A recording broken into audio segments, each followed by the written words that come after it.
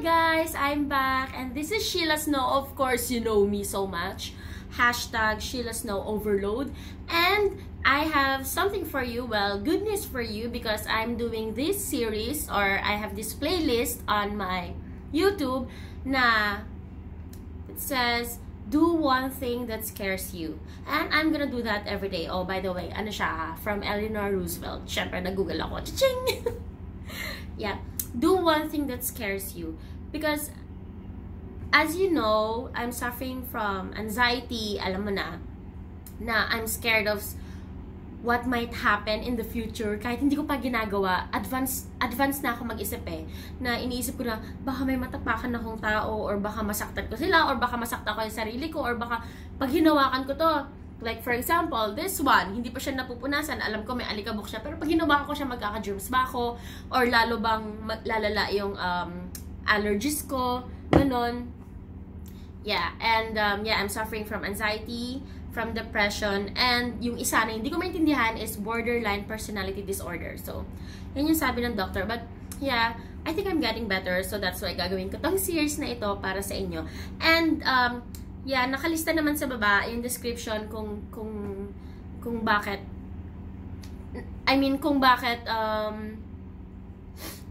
ginagawa ko to. Kasi nga, di ba, marami ring ibang tao na kagaya ko na takot, kunyari, instead of pumasok sa entrance ng mall, pumasok ka sa exit. Alam mo yun, ganun ako katakot, guys. As in, takot ako na, oh my God, oh my God, oh my God, that's against the law. Yung mga ganon, yung parang sinusunod ko lahat ng rules, which is, hindi ka naman mabubuhay na susundin mo yung rules habang buhay. Right? So, you have to decide on your own. And, yeah, and para rin sa inyo to, so, please do comment below kung ano yung mga bagay na gusto nyong gawin pero natatakot kayo at ipapagawa nyo na lang sa akin, okay? Like, of course, do one thing that scares you every day. Kahit isa lang, guys. Ako, ayoko I mean, ayokong gawin, pero syempre, gusto kong malaman nyo kung ano yung ginagawa ko araw-araw, kung like simple things, you know, like not eating zucchini. Alam nyo ba yung zucchini? Anong Tagalog ng zucchini? Actually, hindi ko alam. Pero, lately, naisip ko, yun yata yung hinahalo sa miswa. So, whatever. I mean, I don't eat zucchini.